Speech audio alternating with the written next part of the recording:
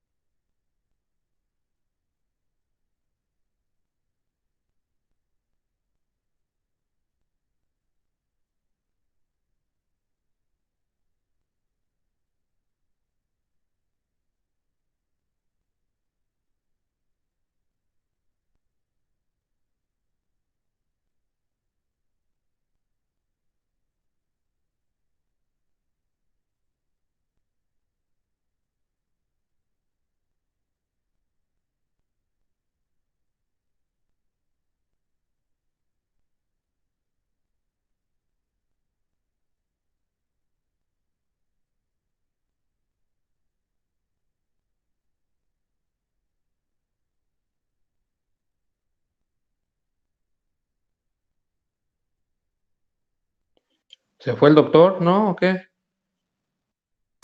Ay, nos abandonó. ¿Alguna falla de tener que se salió? A ver, vamos a esperar unos minutitos.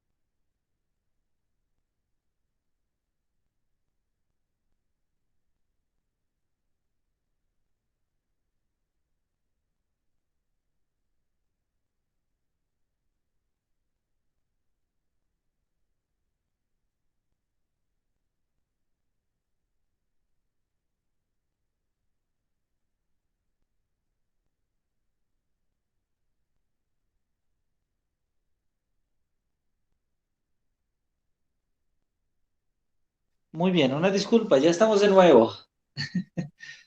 Muy bien, tuve por ahí una pequeña falla de conectividad, pero hace un momento escuchábamos al profesor Misael, que creo que nos estaba dando una explicación, una perspectiva muy interesante sobre el cuestionamiento que puede hacerse un niño, que puede hacerse un adolescente, y que esta serie de preguntas que nos podemos hacer puede perdurar justamente hasta tener una formación científica y buscar el descubrimiento justamente en el campo de la ciencia.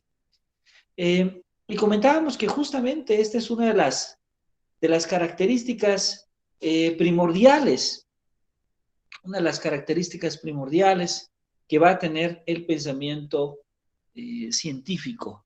El hecho de no simplemente acumular una serie de saberes, sino más bien el poder cuestionarse sobre estos saberes. Y bueno, comentábamos si a alguien más le gustaría compartir.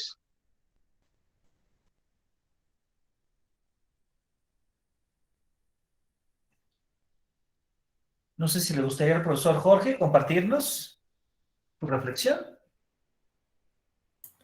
Sí, bueno, pues algo muy Muchas importante, creo gracias. que algo muy importante que es que el conocimiento pues no se adquiere de la noche a la mañana, sino que es un largo proceso de construcción permanente, incluso pues comprende toda la vida del ser humano, ¿sí? Y además pues el conocimiento pues surge como una abstracción reflexiva que, que consiste pues en observar y de eso pues el conocimiento se va construyendo en la mente del ser humano, ya que el conocimiento pues no es observable, sino es una relación que tenemos entre lo que se está observando y lo que podemos ir analizando con el tiempo. Esa sería mi reflexión. Muy bien, muchísimas gracias, profesor Jorge, le agradecemos mucho. Esto que usted comenta es muy importante, porque en muchas ocasiones, cuando hablamos del papel justamente que tiene la creatividad en la construcción del conocimiento científico, se puede interpretar mal. En muchas ocasiones, las personas consideran que formarse, por ejemplo, desde un punto de vista estructurista, limita la creatividad matemática. Porque la perspectiva estructurista, si recordamos desde la primera sesión, plantea un poco que el pensamiento científico tiene la estructura, en cierta medida, se construye como se construye el pensamiento científico, el conocimiento científico, perdón. Sin embargo, la base para poder construir de manera creativa el pensamiento científico, pues son también los saberes que ya se tienen, los saberes que ya se conocen. Entonces, digamos que es algo mucho más complejo, porque requiere no solamente de creatividad, de innovación, para descubrir, para comprender y para bosquejar nuevas ideas, sino que también requiere un dominio de los saberes previos. Muchísimas gracias, profesor Jorge, le agradecemos mucho. Escuchamos una participación más, si son tan amables. ¿Y qué más le gustaría compartirnos sus perspectivas del video?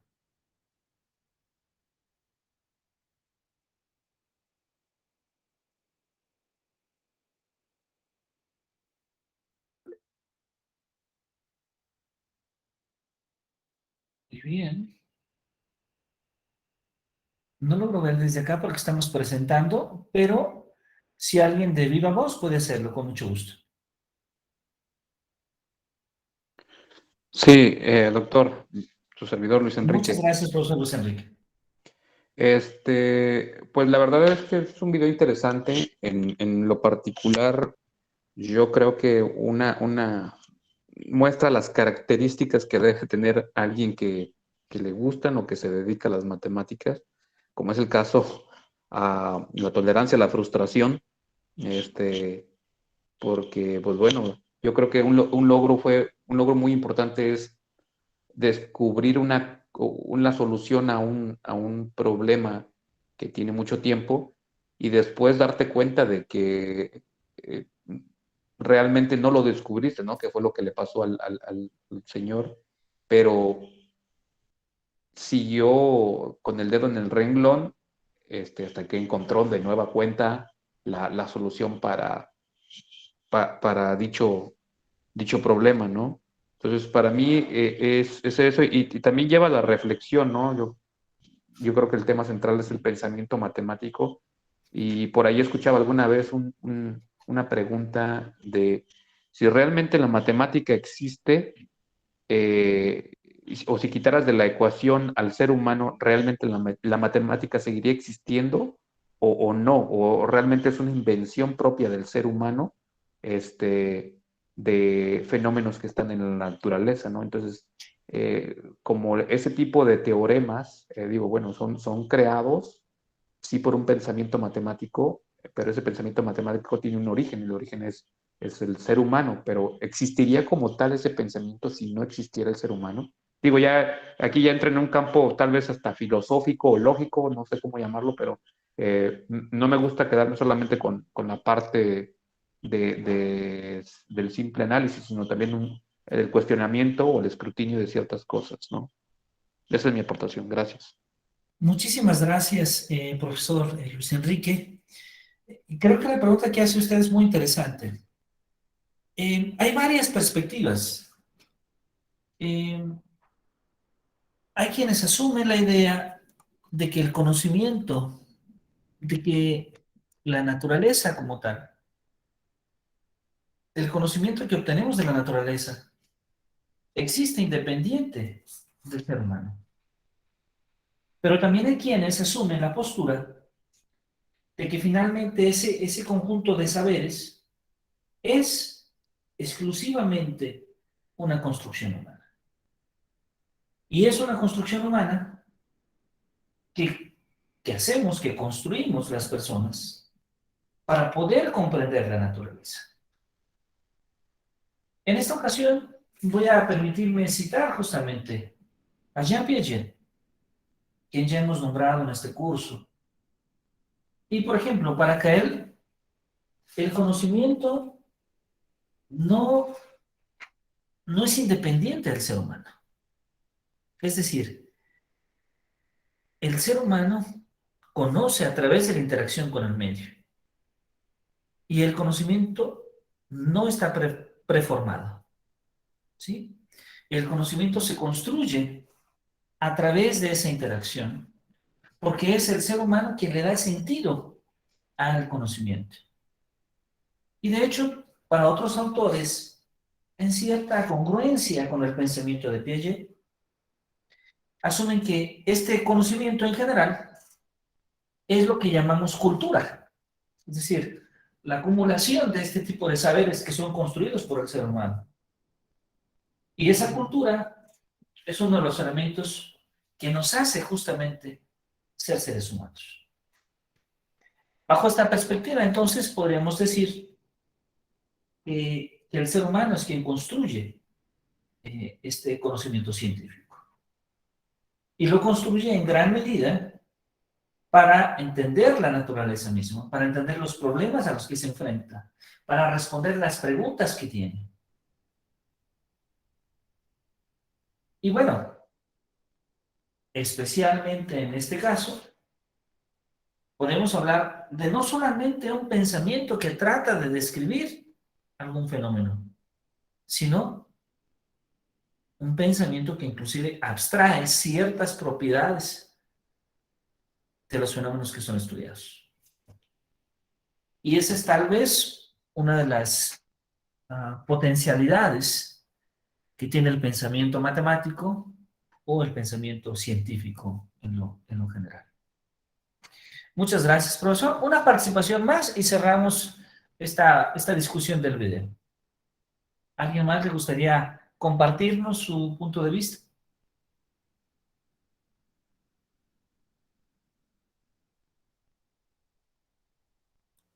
Sí, a mí me gustaría agregar algo que noté en el video, Por favor, adelante, profesor Sócrates. donde, por ejemplo, de donde tiene que ser validado el conocimiento.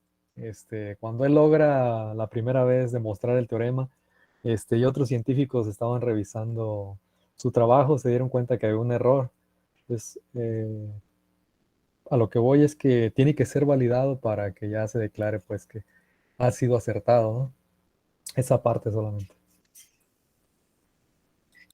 Claro que sí. Yo creo que este es un aspecto muy importante porque ese es uno de los elementos que puede diferenciar el conocimiento científico de otro tipo de conocimientos. Sabemos que a través de la cultura, la sociedad va construyendo un conjunto de saberes, saberes que tienen cierta utilidad, que tienen cierto valor cultural, pero no todos son de carácter científico, no todos tienen una validez universal o al menos una validez parcial. Esta es una característica propia, es una característica más especial del conocimiento científico. Y es una característica más especial porque el conocimiento científico va a cuestionarse no solamente de la validez misma del conocimiento, sino que también va a cuestionarse sobre el método con el que se construye el propio conocimiento. Y esta va a ser una diferenciación muy importante, de tal manera que no toda afirmación va a ser aceptada.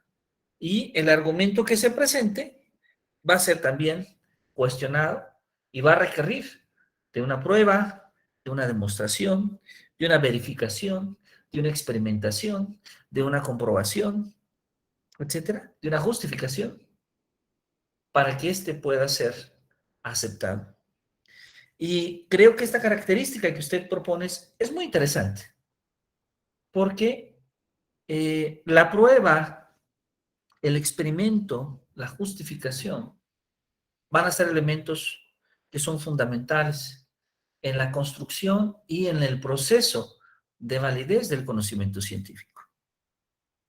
De manera que una de las prácticas que considero debemos siempre invitar, motivar a nuestros estudiantes es a poder dar más argumentos de aquello que se afirma y lograr que el salón de clases se convierta en cierta medida como una especie de microsociedad científica, donde siempre cuando los estudiantes participan, cuando los estudiantes exponen, cuando los estudiantes nos comentan sobre una temática u opinan sobre una temática, habrá siempre que pedir más argumentos para poder desarrollar una habilidad comunicativa que pueda ser más clara, que pueda ser más concisa y que también pueda justificar las opiniones o los comentarios que hacen.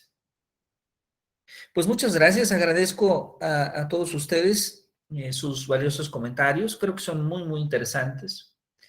Y bueno, el día de hoy vamos a hablar sobre las representaciones conceptuales en el aprendizaje. Bueno, dirá, ¿qué es una representación conceptual? Bueno, una representación conceptual, este término aparece en los trabajos de muchos pedagogos de la ciencia, muchos pedagogos de la matemática. Particularmente aparece desde los años 80 en los trabajos de Raymond Duval. Raymond Duval, quien va a proponer la teoría de representaciones conceptuales o de representaciones semióticas. ¿Cómo es que surge esta teoría?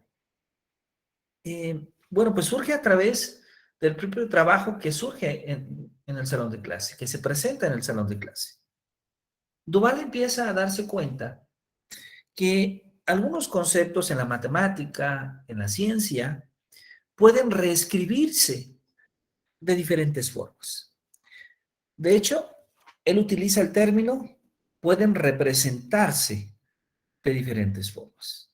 Y el término de representación es una manera de decir que ese concepto se puede reescribir de una manera distinta, con un lenguaje, con una manera de percibirse de manera distinta, sin dejar de ser el mismo concepto. Por ejemplo, vamos a pensar en los números racionales. Esos números que estudian los alumnos en la educación primaria, que después los ven en la educación secundaria, después lo ven en la preparatoria, y después finalmente cuando llevan a la universidad y llevan en su curso de cálculo diferencial integral o análisis matemático, otra vez vemos los números racionales. Bueno, un número racional, si recordamos, es un número que se puede escribir como el cociente de dos números enteros, donde el denominador de este cociente es distinto de cero. Bueno, este número racional, que comúnmente llamamos fracciones, lo podemos representar de muchas maneras. Podemos decir simplemente, A es un número que llamamos Q y que es igual a A entre B, donde A y B son números enteros y B es diferente de cero. Esa sería una representación más formal, más habitual de cualquier curso de matemáticas. Sin embargo, cuando nuestros estudiantes son más pequeños, decimos, pues esta es una definición demasiado abstracta. Escribir 1 sobre 4, un cuarto, es muy abstracto. Entonces necesitamos y recurrimos a otras representaciones. Habrá maestras y maestros que en la educación primaria dibujan un pastel o una pizza, la parten en 4 partes e iluminan una de ellas. Y decimos, ahí está un cuarto. A veces no hacemos eso, o sea, a veces tomamos un rectángulo o un cuadrado, lo dividimos en 4 partes, iluminamos una y decimos, ahí está un cuarto.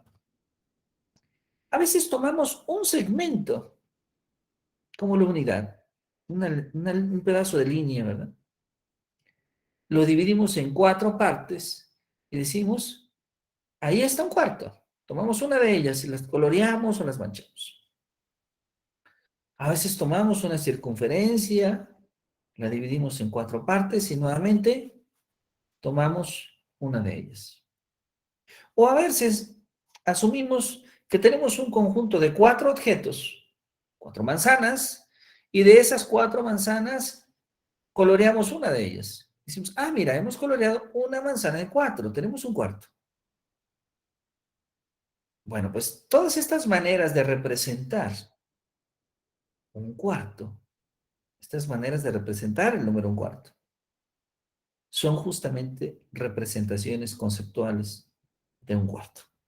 En eso consiste una representación conceptual. Ahora, esto no es tan simple como parece. El ejemplo que hemos puesto es muy cómodo, creo que es muy claro. Pero en la educación superior, en la educación científica, encontrar maneras de representar los conceptos no siempre es una tarea fácil. Porque nosotros nos encontramos una gran variedad de conceptos y hay que buscar las diferentes maneras de representarlos. Sobre este trabajo de las representaciones conceptuales, también hay investigaciones muy importantes del doctor Ricardo Cantoral, un doctor mexicano que falleció lamentablemente el año pasado, pero que contribuyó de manera importante a clarificar muchas de las ideas propuestas por Raymond Duval.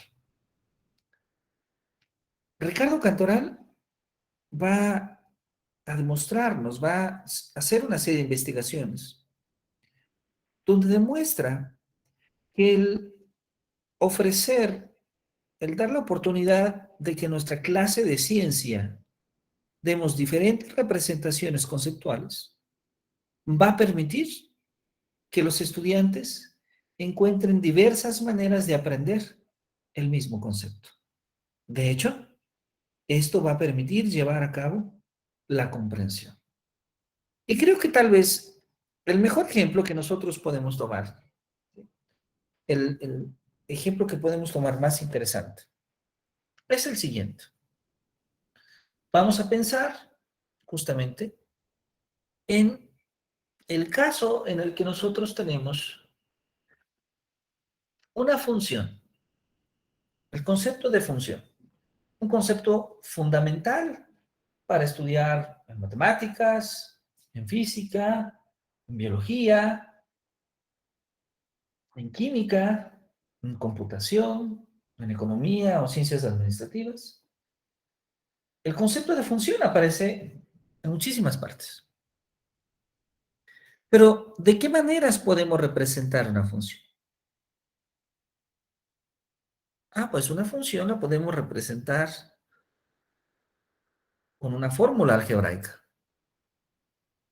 Cuando escribimos f definida de los reales a los reales, f de x igual a x cuadrada, o f de x igual a x cúbica más 1, estamos hablando de una función.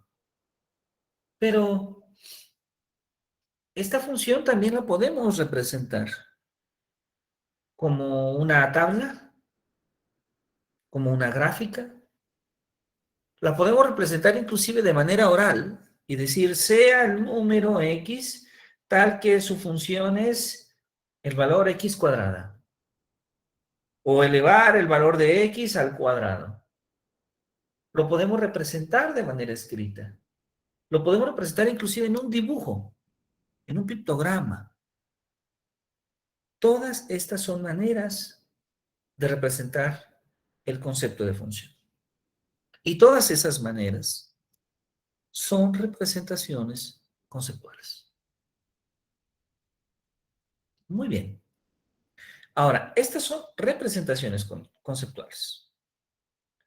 Sin embargo, a veces se genera un problema en tratar de comprender los conceptos.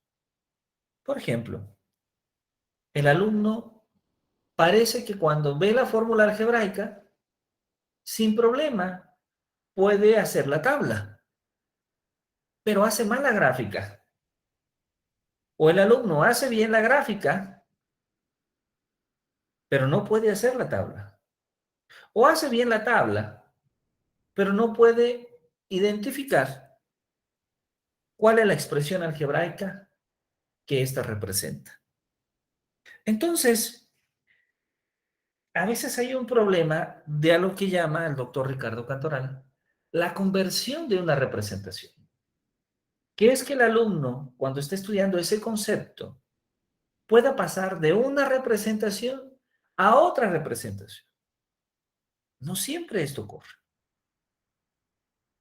A veces observamos una gran dificultad en nuestros estudiantes y de hecho a veces creemos que nuestros estudiantes ya habían superado un concepto, es decir, ya se había entendido y cuando cambiamos la manera de representar ese concepto, nos damos cuenta nuevamente que parece ser que no había sido claramente entendido. Muy bien, vamos entonces a trabajar un poquito con sucesiones y series para hablar de algunos ejemplos de representación semiótica o de representación conceptual. ¿Les parece bien? Pensé en sucesiones y series porque creo que es un tema básico que en los diferentes niveles, las diferentes asignaturas de diferentes campos de estudio de la ciencia, aparece este término. Es decir, sucesiones y series las estudiamos en economía, las estudiamos en matemáticas, las estudiamos en biología, las estudiamos en física, por dar algunos ejemplos. Bueno, entonces, quisiera antes dar este comentario sobre Galileo. Cuando Galileo se refiere a que las matemáticas son el alfabeto con el que Dios ha escrito el universo. Tal vez tenga razón Eduardo Sáenz cuando se refiere a que tal vez no necesariamente Dios, sino más bien es el ser humano quien utiliza las matemáticas para comprender el universo. Pero algo interesante que nos dice Galileo y que tiene que ver con una perspectiva constructivista del conocimiento científico es que en cuestiones de ciencia, la autoridad de mil no vale lo que el humilde razonamiento de un solo individuo. Es decir, la ciencia no es democrática, no es por un asunto de votos, es por un asunto de pruebas, de evidencias sobre el pensamiento mismo. Bueno, en los últimos años, hablar de sucesiones, hablar de series, está también conectado con analizar otro tipo de problemáticas. Problemas, por ejemplo, muy interesantes, que están ligados al área de la salud.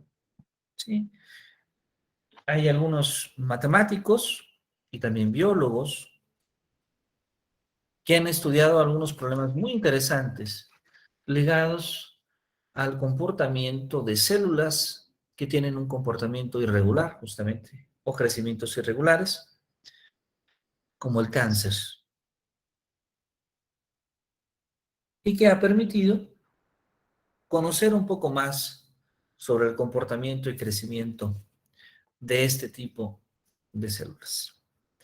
Vamos entonces, en esta ocasión, a requerir, a ver si fuese posible, si no tienen inconveniente, que podamos tener a la mano un lápiz, tal vez una regla, e inclusive, si podemos tener algunos colores, podrán ser muy seguramente de mucha utilidad. ¿Sí? Muy bien. Vamos entonces a comenzar con esto.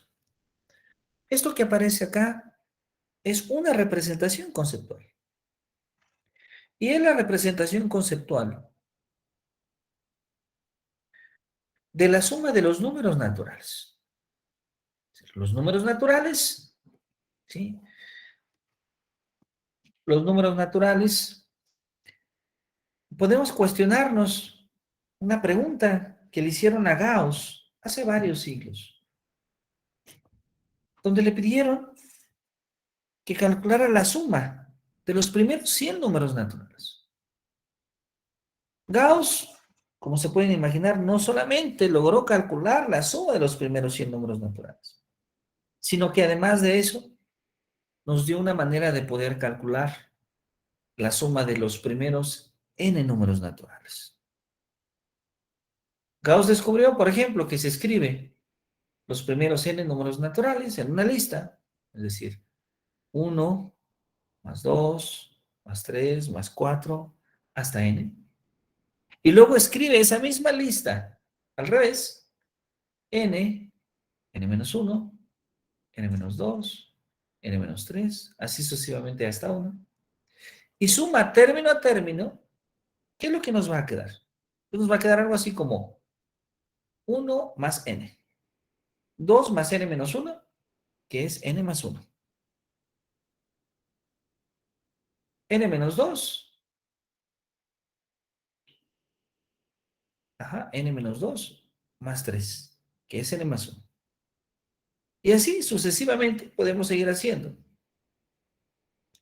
las sumas y podemos darnos cuenta que el factor común es justamente n más 1.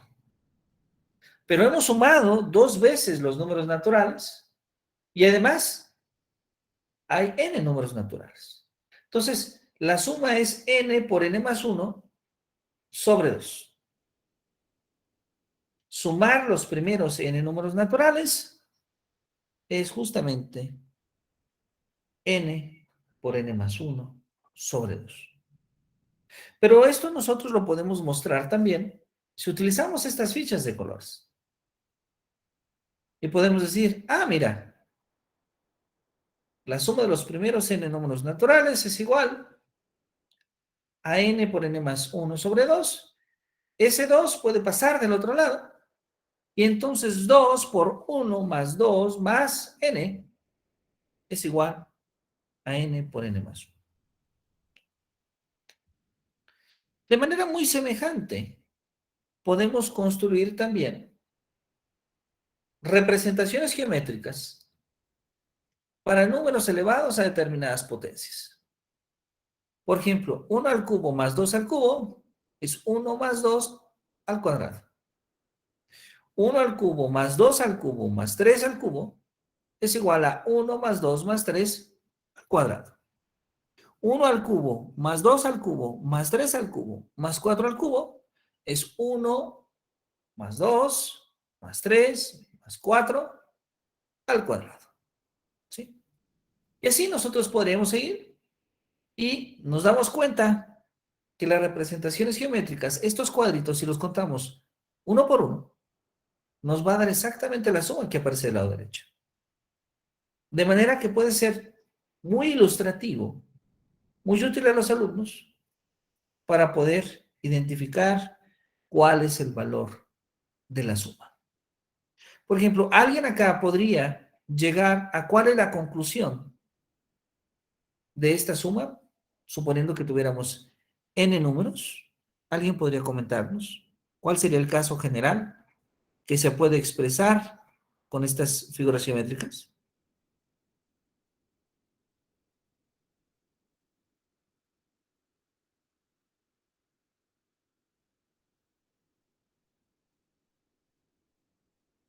Bueno, si observamos, lo que estamos haciendo es elevando al cubo los números naturales.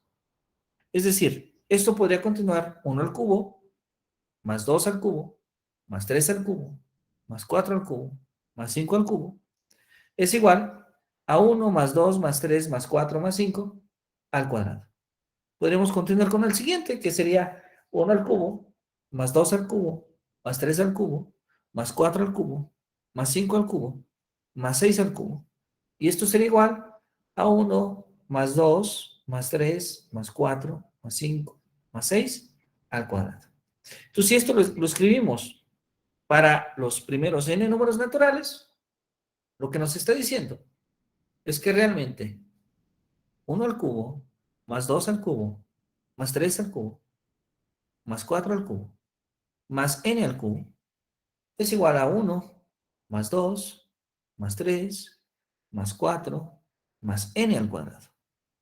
Pero ya sabemos que la suma de 1 más 2 más 3 más 4 más n es igual a n por n más 1 sobre 2. Es decir, que entonces 1 al cubo más 2 al cubo más 3 al cubo más 4 al cubo hasta n al cubo, pues va a ser igual a n por n más 1 sobre 2 al cuadrado. ¿Sí? Entonces, estas herramientas, representar los valores de una sucesión o de una serie con objetos materiales, con objetos reales, puede resultar bastante ilustrativo para poder entender las propiedades de esa sucesión o de esa serie. Por ejemplo, vamos a hablar de series numéricas. Y lo primero que hay que decir es que con este concepto de serie numérica, vamos a tratar de darle sentido a la suma de una infinidad de números reales. Vamos a decir entonces que A1 más A2 más A3 más A4, etcétera, lo podemos escribir como la suma desde n igual a 1 hasta infinito de AN. Ahora, no siempre tenemos una definición precisa. ¿Cómo realizar estas sumas? Por ejemplo, 1 más 1 más 1 más 1, ¿sí? Pues tiene un valor infinito. No podríamos decir inmediatamente cuál es ese valor, aunque sí podemos decir que podría ser un número suficientemente grande, tan grande que decimos que la serie es divergente o tiende al infinito. Ahora, podemos pensar también en esta otra serie de sumas. 0 más 0 más 0 más 0 es igual a 0. 1 más 0 más 0 más 0 más 0 es igual a 1. Y entonces vamos a decir que estas series son convergentes. De hecho, podríamos decir si esta serie es infinita. 1 menos 1 más 1 menos 1 más 1 más 1 menos 1 más 1. Si la acomodamos de la manera adecuada, podemos ver que eso es 1 menos 1 más 1 menos 1 más 1 menos 1 más 1 menos 1, que es 0 más 0 más 0 más 0, que es igual a 0. Pero también podríamos decir que toma el valor de 1. Si la escribimos de la manera 1 menos 1 menos 1, menos 1 menos 1, menos 1 menos 1. Entonces, necesitamos pedirle a estas series que se puedan sumar, que el valor sea único, que haya unicidad en el punto de convergencia. A ver, entonces, si nosotros recordamos un poquito, la idea de poder sumar una cantidad infinita de números, en realidad no es nueva. Posiblemente cuando más se refuerza es cuando estamos en la universidad y empezamos a hablar de sucesiones y de series. Pero desde la educación primaria ya hemos hecho nosotros alguna resta. Perdón, alguna división. Cuando nosotros tenemos, por ejemplo, la división de 3 entre 1 y nos empieza a dar, siguiendo el algoritmo de la división, Este valor, 0.3333, pues en realidad estamos hablando ya aquí de una sucesión de números. ¿Por qué? Porque podemos escribir ese 0.33333, que es un tercio, o lo podemos escribir como 3 sobre 10 más 3 sobre 10 al cuadrado, más 3 sobre 10 al cubo, etc. Muy bien. O inclusive podemos expresarlo como una serie, que fue la última ocasión. Bueno, entonces vamos a recordar algunas definiciones que van a ser importantes. Vamos a suponer que AN, cuando n va desde 1 hasta infinito, es una sucesión de números reales, y la expresión A1 más A2 más A3 más se llama una serie numérica. Ahora, a partir de esta sucesión, es que formamos una nueva sucesión de sumas parciales. S1 es A1, S2 va a ser A1 más A2, S3 va a ser A1 más A2 más A3, Sn va a ser A1 más A2 más A3 hasta AN. Y vamos a decir que la serie es convergente si sus términos se pueden sumar, es decir, si el límite cuando n tiende a infinito de Sn existe. De hecho, en este caso vamos a decir que el valor de la serie es justamente S, que es igual al límite cuando n tiene infinito de Sn. En un caso contrario, vamos a decir que es divergente la serie. Bueno, entonces podríamos decir que Sn lo podemos escribir como la suma de A1 más A2 más A3 hasta n, que es finalmente la suma desde k igual a 1 hasta n de AK.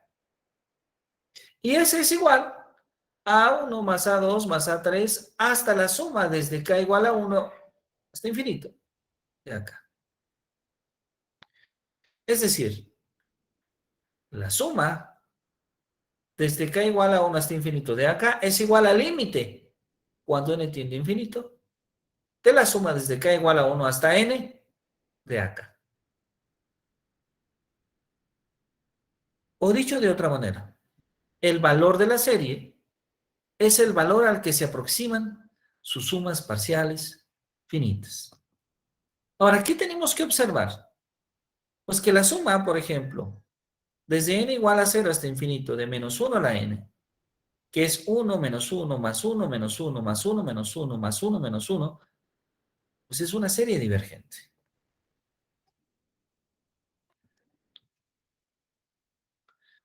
Además, es importante observar que para que una serie converja, pues es necesario que su término enésimo sea cada vez más pequeño y cercano al cero. Es decir, la suma desde n igual a 1 hasta infinito de a n converge implica que el límite cuando n tiende a infinito de a n sea 0. Sin embargo, esta condición es importante, pero no es una condición suficiente. Y podemos verla, por ejemplo, en este caso, cuando tomamos 1 más un medio, más un medio, más un tercio, más un tercio, más un tercio, más un cuarto, más un cuarto, más un cuarto, más un cuarto. Ahí el enésimo tiende a 0, pero la serie es claramente divergente. Bueno, entonces, vamos a mostrar este ejemplo y vamos a empezar a construir. Observemos bien esta figura. Vamos a tratar de representar una serie en esta figura. Vamos a hacer y después vamos a dejar 2 ejercicios. Vamos a suponer que la unidad es toda el área de la figura. Entonces, lo que tenemos al principio es justamente un medio.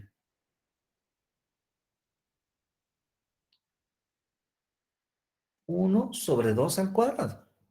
Un cuarto. 1 sobre 2 al cubo. Un octavo. 1 sobre 2 a la cuarta. Un 16avo. 1 sobre 2 a la quinta. Un 32avo. 1 sobre 2 a la sexta. Un 64.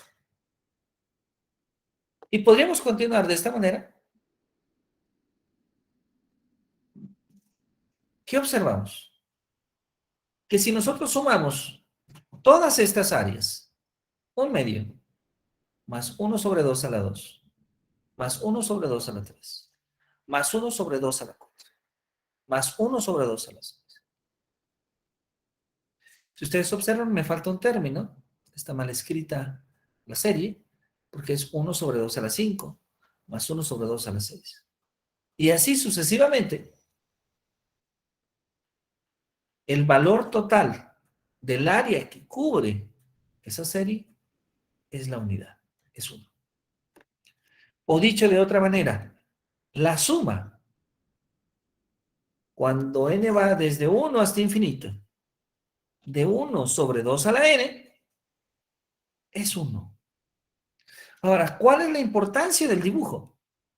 Pues el dibujo es esa representación conceptual. Es una manera diferente de expresar esa suma, 1 sobre 2 a la n, cuando n va desde 1 hasta infinito. Es una manera más gráfica, una manera visual. Algunos pedagogos de las matemáticas a veces han utilizado un nombre que posiblemente no sea exactamente correcto, que es prueba o demostración visual. Ellos dicen que es prueba o demostración visual porque a través de ver la imagen claramente vemos que se cumple la propiedad. Sin embargo, a pesar de que es muy útil porque es muy visual, muy seguramente discrepamos en el hecho en que esto sea algún tipo de prueba. Creo que puede ser un esquema para clarificar un concepto, no necesariamente la prueba. Pero ¿cuál es el papel entonces que tiene la representación? El poder clarificar cuál es el comportamiento que está teniendo esta serie.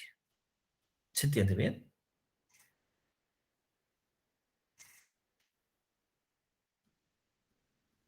¿Alguna duda en este sentido?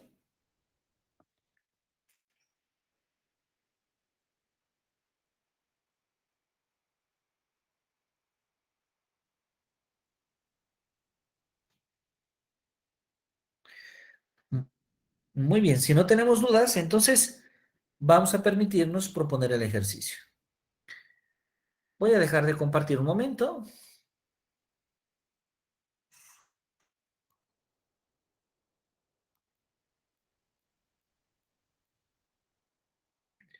Y vamos a pedirles entonces, si tienen manera de anotar.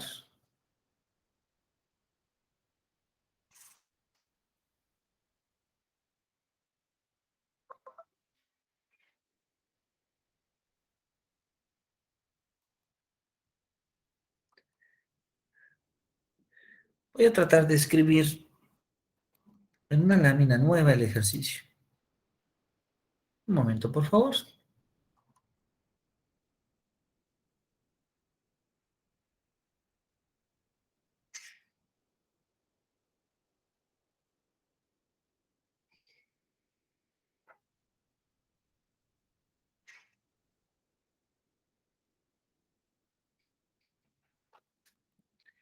De hecho, vamos a tener dos ejercicios. Pero ahora yo me voy a permitir darles a ustedes la serie y voy a pedirles que ustedes muy amablemente puedan indicarnos cómo representarían geométricamente esa serie. Voy a pedirles que en este caso no utilicen ningún otro instrumento que no sea más su creatividad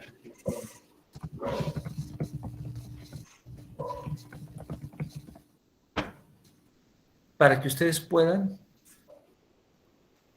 experimentar el problema. Voy a permitirme compartir nuevamente.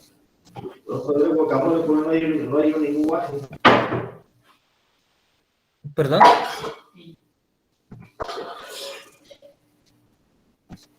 Profesor Misael, no logramos escuchar.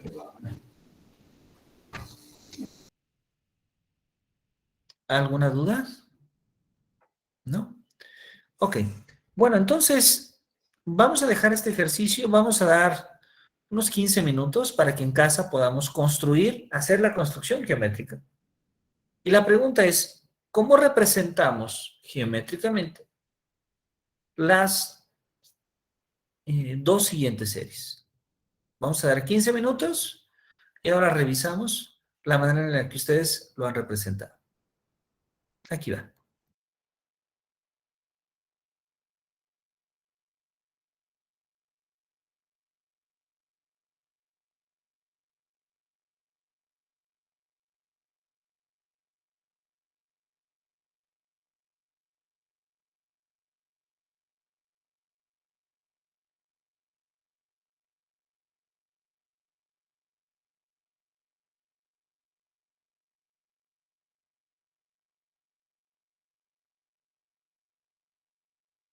Muy bien, estaremos pendientes de sus dudas. Adelante, por favor.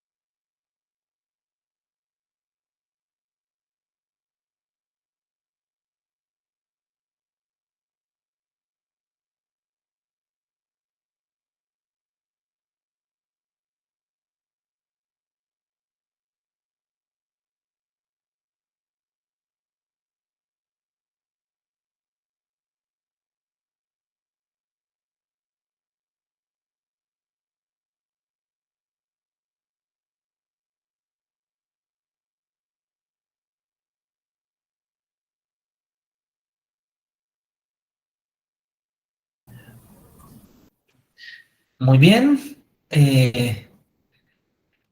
¿Cómo nos fue con el ejercicio?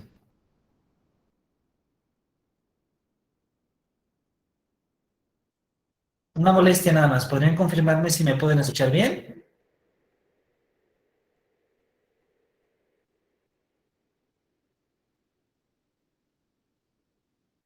Sí, bueno.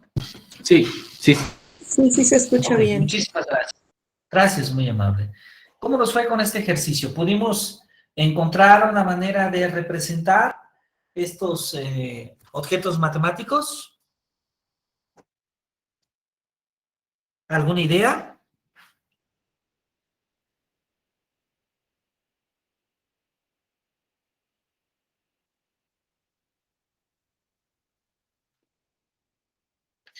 ¿Alguien tiene alguna idea o se necesita más tiempo o le gustaría que los fuéramos viendo poco a poco?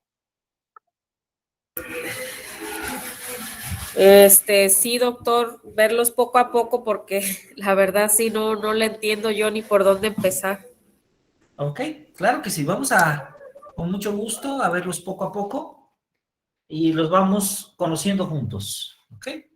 Entonces, bueno, ¿en qué consiste este ejercicio? Consiste en que nosotros observemos estas series y nos preguntemos cómo podemos escribir estas series desde un punto de vista visual. Es decir, cómo podemos representar a estas series de manera que al observar el dibujo pueda ser mucho más claro para el estudiante comprender la serie a la que nos estamos refiriendo. Y por ejemplo, podríamos pensar en esta figura. De hecho, si están de acuerdo, damos un poquito de tiempo para que ustedes también vayan haciendo la construcción allá en casa. Observemos, tenemos ahí un triángulo, ¿verdad? Y en el interior del triángulo tenemos otro triángulo opuesto. Y después en el interior del de arriba tenemos otro triángulo opuesto. Y en el interior tenemos otro triángulo opuesto. Así, así sucesivamente. Así sucesivamente. ¿Qué podemos decir de esto? Pues el primer triángulo, a ver si están de acuerdo, el primer triángulo, cuando ponemos el opuesto, se forman 4 triángulos iguales. Entonces, el primero es una cuarta parte. Pero después tenemos 1 sobre 4 al cuadrado. Después tenemos 1 sobre 4 al cubo.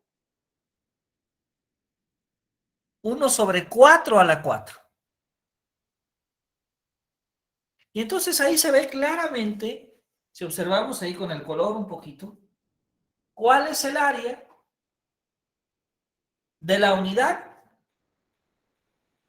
que esa área de la unidad va a ser justamente el punto de convergencia de nuestra serie.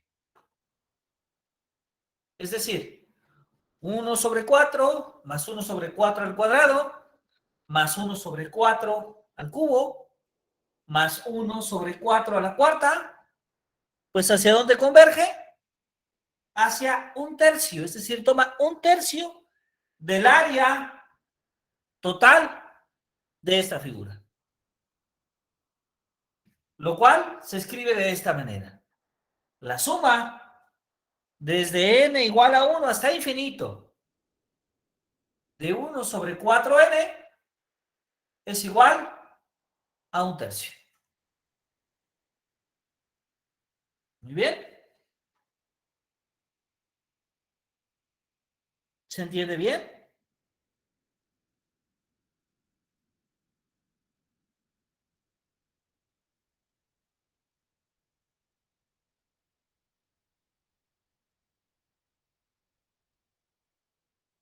Este es el primer ejercicio. ¿Sí? Este es el primer ejercicio. Ahora, ¿cómo es el segundo ejercicio? Una pregunta, ¿necesitan un poco de tiempo para pasarlo? ¿O quieren que ya pasemos al segundo ejercicio? Doctor, yo no alcancé a ver bien el 1/4, ¿cómo lo determino? Claro. Recordemos que el ejercicio es,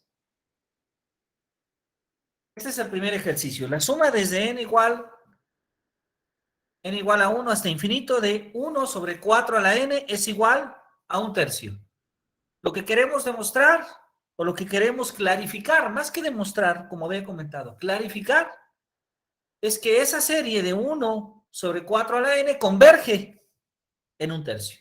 Entonces, esto lo podemos poner en una superficie. Ahí está la superficie, que es la unidad. ¿Qué hacemos? Pues con ese triángulo interior opuesto, estamos dividiendo en 4 partes iguales. Pensemos en el triángulo más grande, por favor. Ajá, ¿sí estamos de acuerdo? Sí. Después, en el triángulo superior, cuando volvemos a poner un triángulo opuesto, lo dividimos otra vez en 4 partes iguales. Y el que sigue en 4 partes iguales, y el que sigue en 4 partes iguales, sucesivamente. Entonces, en el primer triángulo, perdón, lo que tenemos es 1/4 del área. En el segundo, como es más pequeño, sería 1/4 de 1/4, o sea, 1 sobre 4 al cuadrado. El que sigue sería 1/4 de 1/4 de 1/4, o sea, 1/4 al cubo. El que sigue sería 1/4 de 1/4 de 1/4 de 1/4, o sea, 1/4 a la cuarta. Y así podríamos seguir construyendo todos estos triángulos de tal manera que representan la sucesión 1 sobre 4 a la n. Ahora, la suma de todos estos términos, que aparece en este color un poquito rosado, pues es ¿quién? Es 1/4 más 1 sobre 4 al cuadrado, más 1 sobre 4 al cubo, más 1 sobre 4 a la cuarta, etcétera, etcétera, más 1 sobre 4 a la n. Pero, ¿cuánto estamos tomando del triángulo? Pues estamos tomando una tercera parte, ¿verdad? Eso es lo que dice justamente el enunciado. Que la suma desde n igual a 1 hasta infinito de 1 sobre 4 a la n es una tercera parte de la unidad. ¿Sí? Sí, doctor. Muy bien, muchas gracias. ¿Alguien tiene alguna pregunta? Maestras, maestros. Yo, Ajá. por ejemplo, esta serie la podríamos resolver o bueno, podríamos evaluar su convergencia por medio de los límites cuando n tiende a infinito. Sí, claro. Podemos utilizar, voy a irme un poquito hacia atrás, este criterio que vemos escrito por ahí, ¿verdad?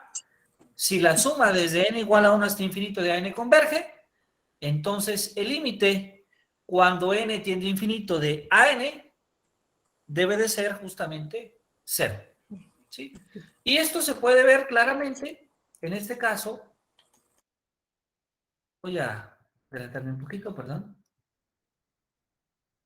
Se puede ver claramente en este caso porque si recordamos el límite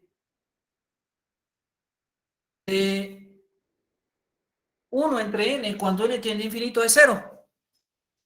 Y este límite en cierta medida es muy semejante al límite que sería 1 entre 4 a la n, es 0 también. ¿Sí? Ahora, aquí la idea no es utilizar los recursos que habitualmente usamos, como el enunciado que hace un momento comentamos, sino la idea es utilizar otros recursos, en este caso los recursos visuales, es decir, el dibujo para representar eso que dice la serie. Esa es la idea un poquito. Y entonces que el alumno tenga otro recurso adicional, no solamente el recurso habitual para escribir una serie, sino que la parte visual se puede ayudar a clarificar justamente, a complementar, a comprender cómo es que se está desarrollando esta serie. Esa es la intención justamente. Ahora, algo muy semejante pasa con nuestro segundo ejercicio. Ahí tenemos nuestro segundo ejercicio. Nuestro segundo ejercicio, supongamos que tenemos Ese triángulo, por un lado mide 1, por el otro lado mide 1 también.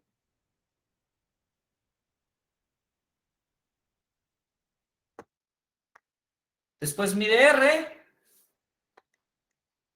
mide R. Después mide R cuadrada y mide R cuadrada. Recordemos que R es menor que 1. Entonces R cuadrada es más pequeña que R. R cúbica es más pequeña que R cuadrada.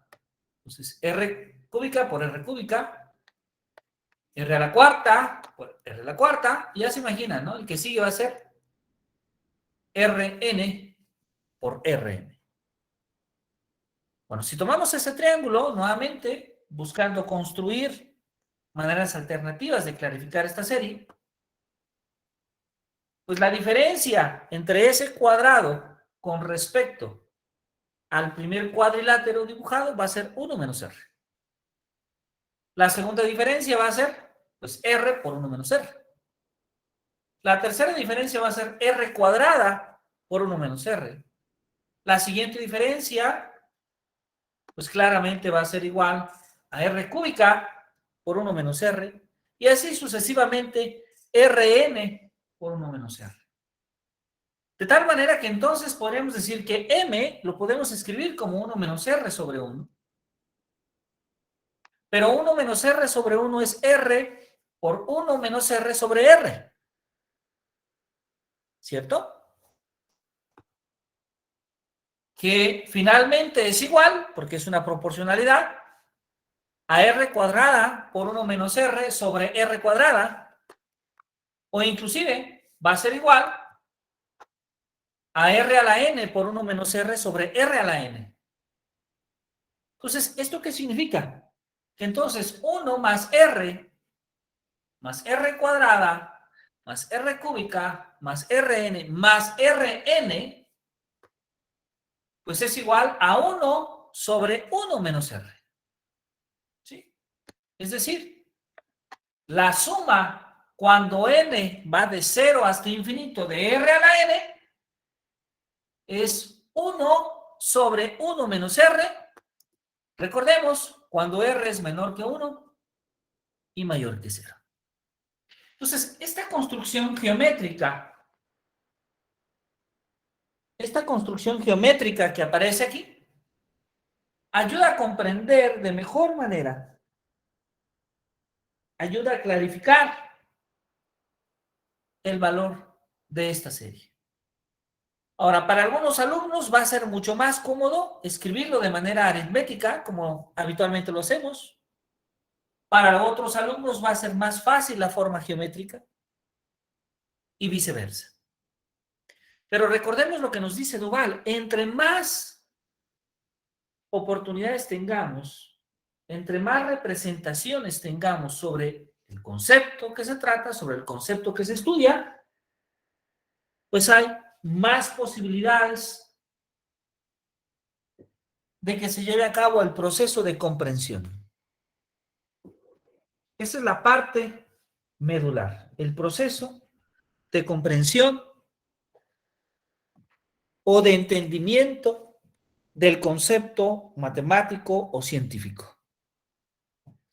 Entonces, la teoría de representaciones semióticas o esta teoría de representaciones conceptuales nos va a dar herramientas a nosotros como maestras, como maestros, para que podamos entonces cuestionarnos, para que nosotros podamos cuestionarnos sobre otras maneras de representar esos conceptos que habitualmente presentamos en el salón de clase, que habitualmente utilizamos con nuestros alumnos y que no siempre son claros o no siempre son entendibles para todos. Y esto lo podemos ver en el momento de hacer nuestro trabajo en el salón de clase, en el momento de hacer nuestra evaluación, cómo hay alumnos que inclusive nos siguen casi a nuestra velocidad para hacer los ejercicios, para resolver los problemas. Cómo hay otros alumnos que tal vez no van a ese mismo ritmo, pero se van acercando, van bien, van trabajando, Y como luego también tenemos otros alumnos donde en muchas ocasiones las representaciones que usamos no logran ser accesibles para ellos. Y en consecuencia, no se comprenden a cabalidad los conceptos matemáticos que se utilizan. Bueno, quería mostrarles entonces estos dos ejercicios. Y bueno, solo para completar este ejercicio, porque utilizamos la serie geométrica, pues bueno, recordemos que la serie geométrica 1 más r cuadrada, más r cúbica, más r a la cuarta, hasta r a la n, pues si partimos de la suma de una progresión geométrica de razón r, pues tenemos que Sn va a ser 1 más r cuadrada hasta Rn menos 1, y esta siempre es igual a 1 menos r a la n sobre 1 menos r, cuando r es diferente de 0.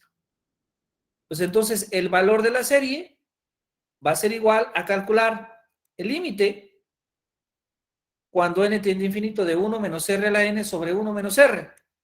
Y ese límite va a existir cuando r es menor que 1 y mayor que menos 1. En este caso, entonces decimos que 1 más r cuadrada más r cúbica hasta r a la n es igual a 1 sobre 1 menos r cuando justamente r es menor que 1 y mayor que menos 1. Muy bien, voy a adelantar esto un poquito. Pero bueno, creo que la parte interesante, la parte que nos interesaba en este sentido era que se pudiera identificar, eso lo voy a pasar un poquito, que podemos a un concepto matemático representarlo de otras maneras. Vamos entonces a hablar ahora de otro concepto matemático importante que aparece en los cursos de ciencias, la integral. La integral, que es un concepto que aparece bastante, y vamos a tratar de dar algunas representaciones, algunas maneras de hablar de la integral de manera no tan habitual o de manera no atípica. Bueno, lo primero es recordar un poquito la idea de la integral definida, que a modo de una definición intuitiva podemos decir que es esa integral que usamos cuando decimos la integral de AB, de una función f de x diferencial de x, que es igual al valor de una primitiva f de x que va desde a hasta b, y que es igual a f de b menos f de a. El valor de esa primitiva en el límite superior menos el valor de esa primitiva en el límite inferior. Donde se cumple que f' de x pues es f de x, y además f de x es una función continua y finita en un intervalo de integración a y b. Y bueno, a y b, a veces utilizamos el término de extremo inferior y extremo superior de integración. A veces les llamamos límite superior y límite inferior de integración, respectivamente. Bueno, entonces, una de las maneras más comunes de hablar de la integral es cuando nos referimos al área como el límite de una suma. Decimos nosotros que vamos a tomar una región definida por la gráfica de una función y, f de x, en el eje de las x, en el eje de las abscisas, y las verticales x igual a x igual a b, cuando f de x es mayor o igual que 0, y además, asumiendo que f es continua en ese intervalo, en el intervalo a, b.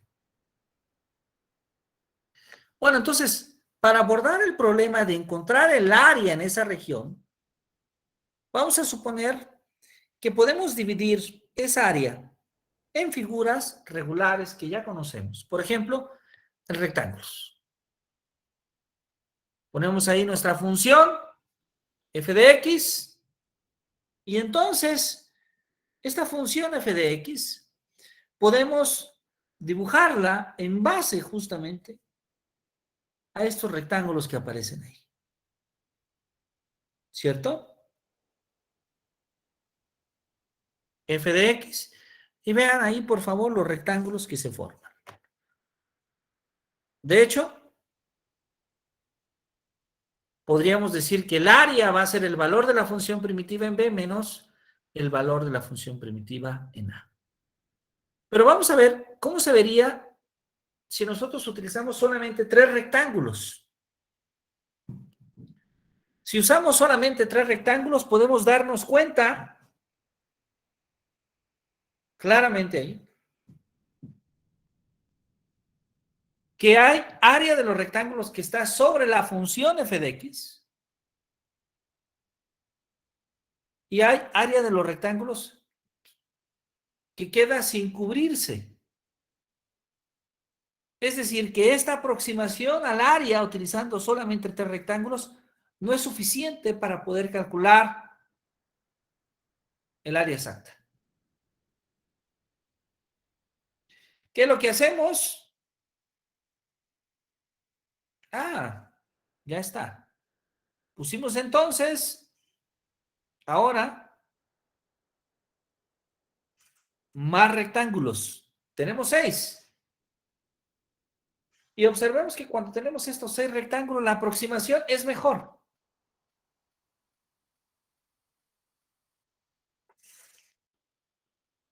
Si ponemos 12 rectángulos, ya los espacios que hay entre la función y los rectángulos, algunos que sobrepasan y otros que les hace falta, ya no es tan grande.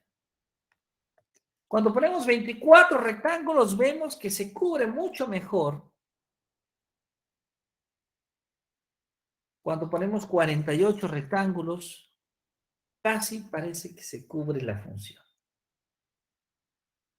Ya ese margen de error, esa diferencia de áreas bajo la función f de x con respecto a la suma del área de todos los rectángulos, es menor. ¿Y qué decir cuando tenemos 99 rectángulos? Entonces, ahí nos damos cuenta que entre más grande es el número de rectángulos, la aproximación es mejor. Bueno, entonces la integral va a ser el límite de la suma de las áreas. Esa es una de las representaciones más comunes. Ver a la integral como el límite de una suma de áreas. Ahora la pregunta es, ¿esa es la única manera? Claro que no.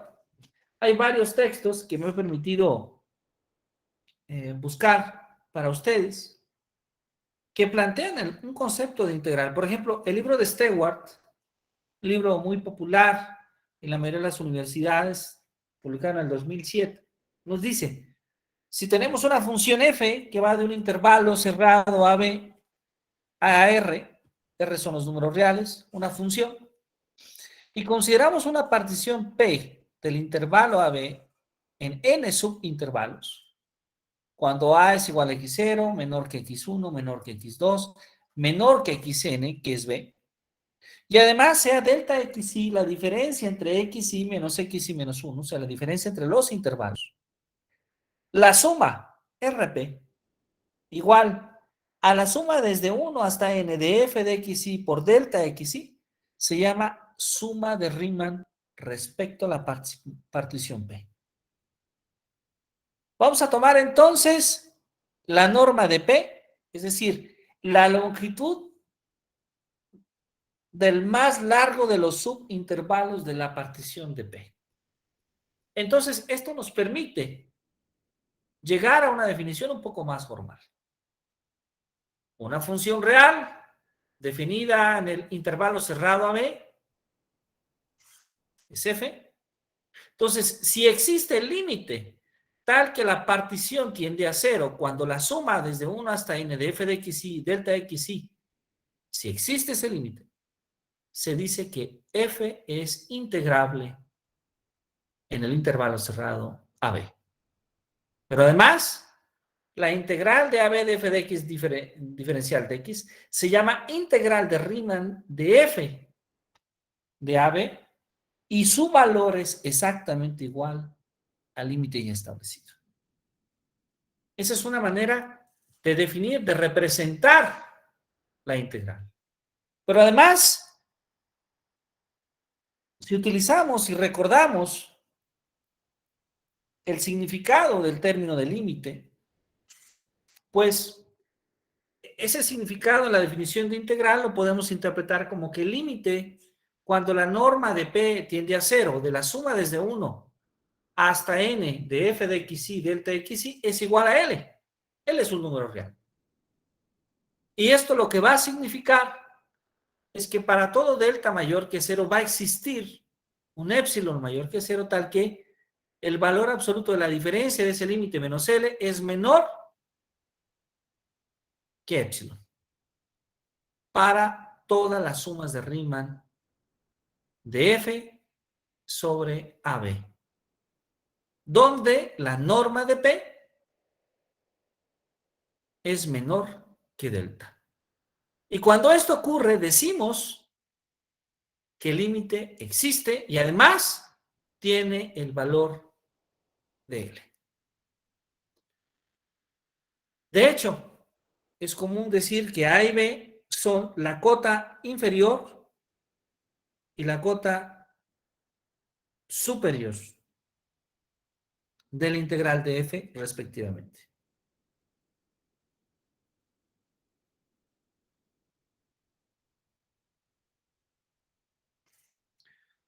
Ahora, esto nos permite desde luego llegar a otras definiciones interesantes, como por ejemplo la definición de integrabilidad.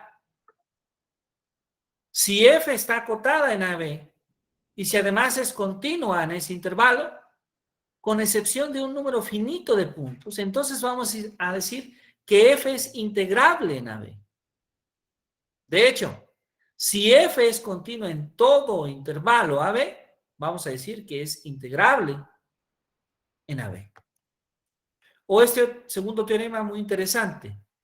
Si f es una función continua en el intervalo AB y f es la antiderivada de f, entonces la integral de AB de f de x diferencial de x es el valor de la antiderivada en B menos el valor de la antiderivada en A. Ahora, esto que hemos presentado, si observamos, son dos maneras de representar el concepto integral. El primero es como un área. El segundo es una definición en un sentido más funcional. Pero ahora vamos a mostrar otras maneras de hablar también del integral. Estas maneras, por cierto, una de estas maneras aparece también en Stewart, del 2007. Y Stewart introduce de manera muy interesante el concepto de integral proponiendo algunos problemas. Por ejemplo, si consideramos el flujo sanguíneo por un vaso sanguíneo, una vena, una arteria, pues entonces Stewart introduce el modelo de que ese vaso sanguíneo se puede modelar como un tubo cilíndrico con radio R con longitud L y nos permite conocer el flujo sanguíneo. Esto es muy interesante. Es decir, Stewart nos dice entonces que si consideramos que la vena o que la arteria es un tubo, podemos tomar en cuenta la fricción de las paredes del tubo, la velocidad v de la sangre, donde esta velocidad es máxima a lo largo del eje central del tubo y va disminuyendo conforme aumenta la distancia r del centro del eje hasta que v se vuelve cero en la pared. Es decir, la sangre pasa más rápido por el centro de la arteria o de la vena y más lento cuando está cerca de la proximidad de la propia arteria o la vena. Bueno, esta ley, por cierto, fue escrita por un físico francés, Paul Seville, en 1840. Y él lo que estableció es una relación entre la velocidad de la sangre y el radio de la arteria o de la vena. Y nos dijo, la velocidad de la sangre es igual a P sobre 4NL por R cuadrada menos R cuadrada, donde N es la viscosidad de la sangre y P es la diferencia de presión entre los extremos de la arteria o de la vena. Asumiendo que P y L son constantes, B va a ser entonces, o sea, la velocidad va a ser una función de R, una función del radio, con un dominio en 0,R cerrado. Bueno, ¿cómo lo hace Stewart? ¿Cómo introduce este concepto? Pues de manera muy interesante. Él toma la razón promedio de la velocidad cuando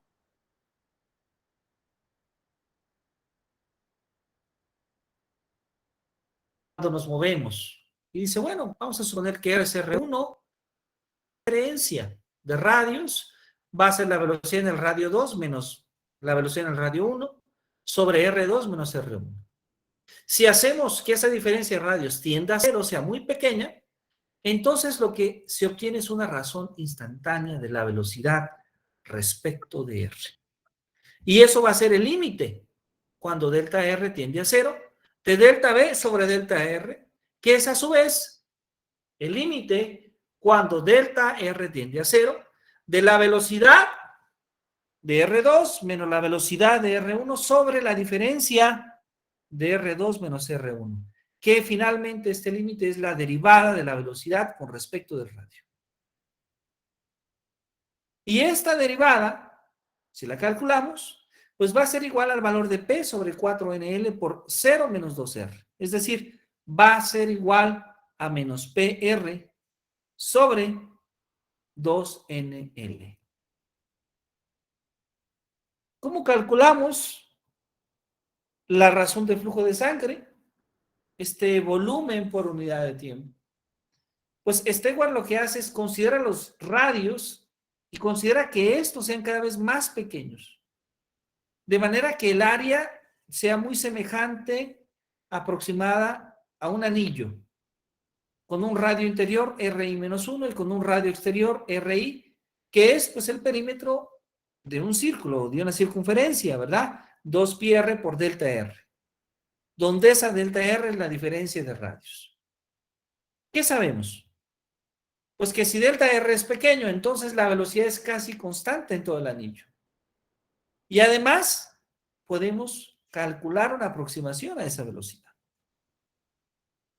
De manera que el volumen de sangre por unidad de tiempo que fluye en el anillo va a ser 2pi por RI, delta RI, BI, RI. Y el volumen total de sangre a través de una sección transversal, pues va a ser la suma, desde 1 hasta n, de 2pi, RI, BRI, delta RI. Bueno, pues entonces, cuando n es más grande, la aproximación es mejor. De tal manera que nos permite saber cuál es justamente el flujo. Es decir, el volumen de sangre que pasa en una sección transversal por una unidad de tiempo. Y pues este flujo va a ser ¿quién? Vamos a llamarle F, y es el límite cuando n tiende a infinito justo de esa suma. De la suma desde 1 hasta n, de 2pi por RIB de RI delta RI. Y si hacemos un poquito algunos cálculos, nos damos cuenta que F entonces tiene que ser pi PR a la cuarta sobre 8NL. Es decir, se cumple la ley de Pausevich. El flujo es proporcional a la cuarta potencia del radio del vaso sanguíneo. O sea, F es igual a pi PR a la cuarta sobre 8NL. Ahora, este ejemplo de Stewart, que es muy bonito, una manera de presentar a la integral, no es el único. Podríamos pensar, por ejemplo, en el ejemplo que aparece en Purcell, Bamberg y Rinton, también en el 2007, en otro libro clásico de cálculo diferencial e integral. Purcell, Van Berg y Ringon lo que nos presentan ahora es explicar cómo crecen las bacterias, cómo crece una familia de bacterias, pero la herramienta, el modelo matemático que se construye está basado en funciones diferenciales.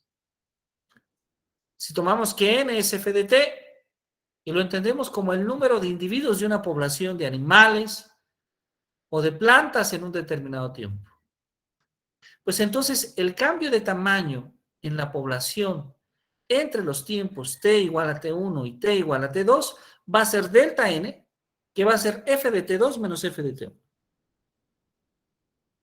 De manera de que la masa de crecimiento durante este periodo, entre t2 y t1, es el cociente delta n sobre delta t, que va a ser f de t2 menos f de t1 entre t2 menos t1. Bueno, pues entonces, esa tasa instantánea de crecimiento la podemos obtener cuando hacemos que delta t tienda a 0. Y entonces, la tasa de crecimiento va a ser el límite cuando delta t tiende a 0 de delta n sobre delta t, que va a ser la derivada de n respecto del tiempo. Ahora, Stewart, quien por cierto también presenta este ejercicio, es muy interesante esto, porque son dos autores diferentes que presentan ejercicios semejantes. Stewart nos dice, la gráfica real de una población n de ft es una función escalón que es descontinua siempre que ocurre un nacimiento o una muerte. Y en cierta medida no sería derivable. Pero si consideramos una población grande de animales y plantas, podemos reemplazar esa función con una curva suave, una curva suavecita, que nos permita diferenciar la función. De tal manera que si consideramos una población de bacterias en un medio que sea nutritivo, que sea homogéneo, podemos observar que la población se duplica cada hora. Si la población inicial es N0 y el tiempo T se mide en horas, F1 va a ser 2F0, que va a ser 2N0. F2 va a ser 2F1, que va a ser 2 al cuadrado N0. F3 va a ser 2 veces F2, que va a ser 2 al cubo N0. Y finalmente FT va a ser igual a 2FT T menos 1, es decir, 2 a la T N0. Es decir, la función de la población va a ser n igual a 2 a la t n0. Pero si nosotros derivamos, si recordamos expresiones semejantes, podemos recordar que la derivada en x de 2x es aproximadamente 0.692 a la x. De manera entonces que la tasa de crecimiento de esa población de bacterias, que era dn sobre dt, va a ser igual a la derivada en el tiempo de 2 a la tn0, que es aproximadamente 0.692 a la tn0. Muy bien, entonces ahí tenemos algunas maneras de representar estas funciones. Por ejemplo, si le ponemos valores, si n0 fuera 100, si tuviéramos 100 bacterias, pues la tasa de crecimiento después de 4 horas nos indica que vamos a tener 1104 bacterias. Así podemos entender cómo crecen justamente las bacterias. Muy bien.